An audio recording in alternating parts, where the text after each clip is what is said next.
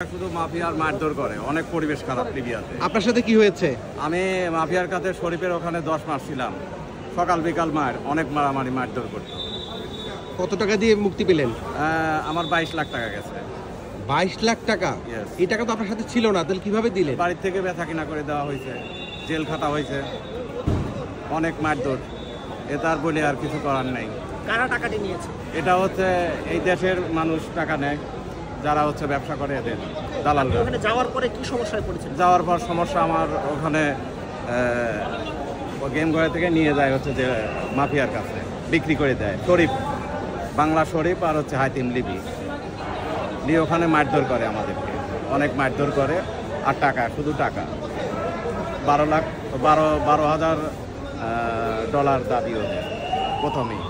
আপনি কি আশায় গিয়েছিলেন? লিবিয়া থেকে অন্য কোনো দেশে যাবেন? পাড়ি দেওয়ার জন্য গেছি। ইতালি না? ইতালি পাড়ি দেওয়া। দুর্ভাগ্য, 5 বছর থাকলাম কিন্তু হলো না।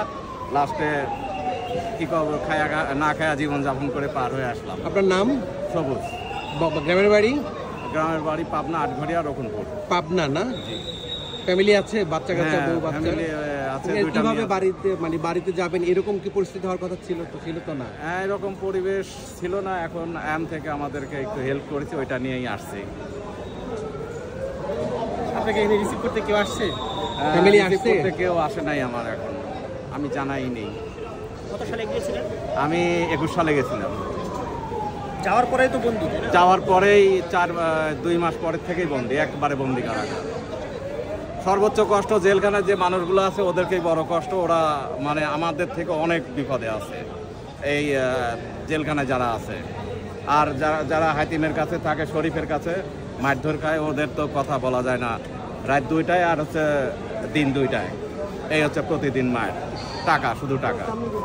আপনাদের এই বিমানে কি কোনো আহত লোক আছে? হাত একটা ভাঙা বা পা ভাঙা? হ্যাঁ, আছে।